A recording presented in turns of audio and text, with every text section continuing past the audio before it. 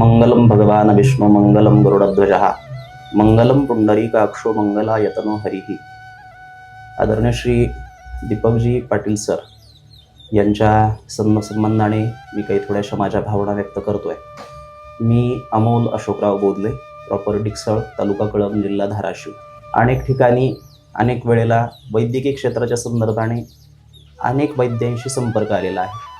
परंतु जेव्हापासून आम्ही आदरणीय श्री दीपक सरांच्या संपर्कामध्ये आलो तर 2012 साली झालेली पहिली आमची मुक्ताई नावाची कन्या आणि त्यानंतर आमचा ज्या काही गोष्टीसाठी इच्छित गोष्टीसाठी प्रवास सुरू होता.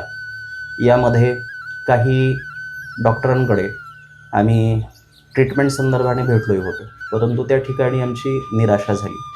आणि जेव्हा आम्ही सरांशी जोडलो गेलो तेव्हापासून सरांनी का टप्प्याटप्प्याने ज्या गोष्टींचे उपचार जसे करायला आवश्यक होते आणि प्रत्येक टप्प्यावर ज्याला आपण in terms of factual things म्हणतो, ज्या वस्तुनिष्ठ गोष्टी आम्हाला योग्य शब्दांमध्ये सांगायला पाहिजेत त्या गोष्टी सरांनी अत्यंत व्यवस्थितपणे आम्हाला सांगितल्या.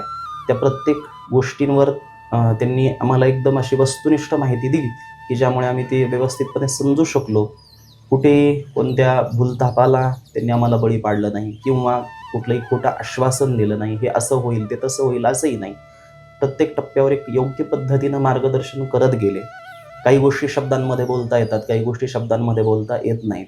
आज शब्द बोलता आहेत, पण काही भावना अशा आहेत की आदरणीय दीपक सरांच्या माध्यमातून आम्ही दीपक सरांपर्यंत आलो आणि दीपक सरांनी आम्हाला कुलदीपक दिला, एवढ्याच भावना मी या निमित्ताने व्यक्त करू शकतो.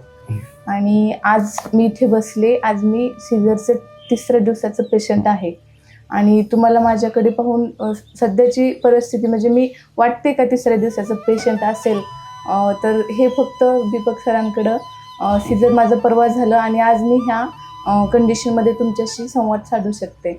आणि आमची फॅमिली पूर्ण झालं. मला छानसं गोंडस असं कृष्ण कन्हैया सरांनी प्राप्त करून दिला.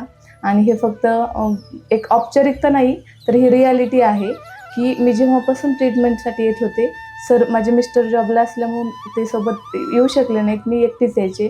तर अगदी माझ्या वडीलधाऱ्या बंधूसारखं सरांनी मला ट्रीट केलं.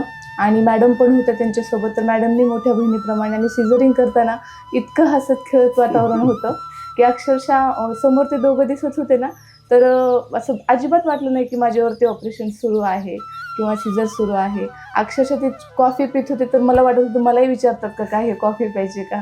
तर इतकं छान असं वातावरण आहे. आणि आज मी सरांच्या कृपेने, पांडुरंगाच्या कृपेने, सर्वांच्या आशीर्वादाने छानसं असं माझं गोंडस बाल घेऊन माझा परिवार पूर्ण करून आज हसतमुखाने आणि खूप आनंदाने घरी जात आहे. वंध्यत्वाचे उपचार करणं म्हणजे फक्त टेस्ट ट्यूब बेबी किंवा IVF करणं हेच नाही, तर यामध्ये आणखीही इतर प्री IVF किंवा टेस्ट ट्यूब बेबी पूर्वीचे उपचारांचा समावेश होतो.